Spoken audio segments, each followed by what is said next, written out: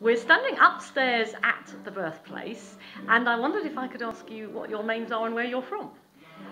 June and Mike Botley from Bromsgrove. And I understand this is not your first visit to the Birthplace. No, it isn't.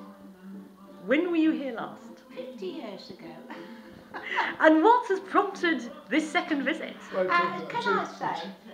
No, it's a walk down memory lane really, but it's been prompted by one of June's friends. Wonderful. And in that 50 years, what has changed about the Birthplace? Having coming here for a second time, do you remember what it was like the first visit? Well, we can remember we came through the front door. So off the street? Yes, off the street and straight into the front door. And it seems much more open. And also, my one memory of the Birthplace that stayed in my mind was that I was told that the cradle could possibly have been the original from that Shakespeare was actually born in. And it was of the period, but coming back, that is completely altered. That cradle has gone. Yes, because the cradle we've got now is a copy. I mean, it's a perfect copy of a cradle of that period. But I wonder whether they were using a bit of poetic license there. They obviously were. The tree by the entrance is still the knobbly old tree, remember? Excellent. That hasn't changed. No, yes, that's been there since the 1800s, so that was definitely here 50 years and ago. I also can remember the gardens was in the sort of formal Tudor style then.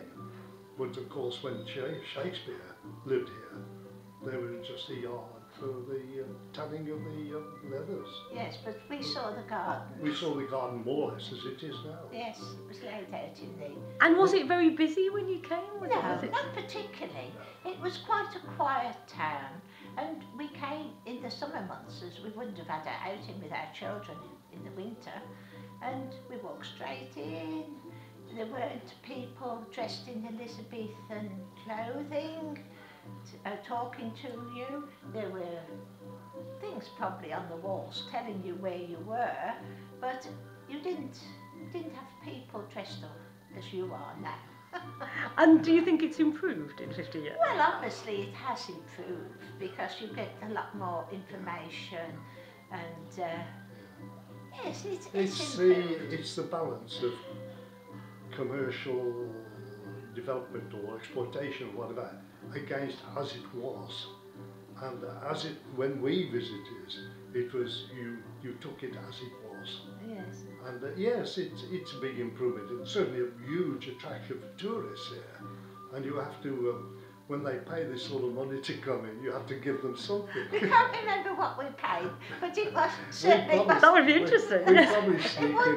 We probably sneaked in by the back garden.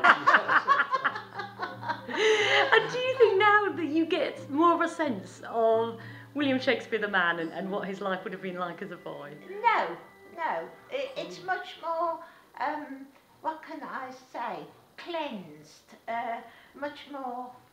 There is a word for it. Clinical? No, not that's exactly. A bit too strong. That's too strong. But cleaned up. Cleaned up, yes. Yeah, well, the other thing, of course, is that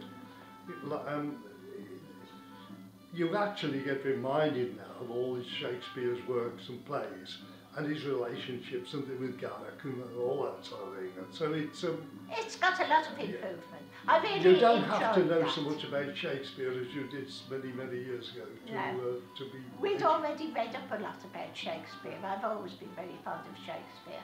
But what was really nice was coming in and seeing the films with extracts from the plays and the actors and actresses that have played in them over the years. I was particularly touched to see dear old Laurence Olivier with his speech, because I went to school.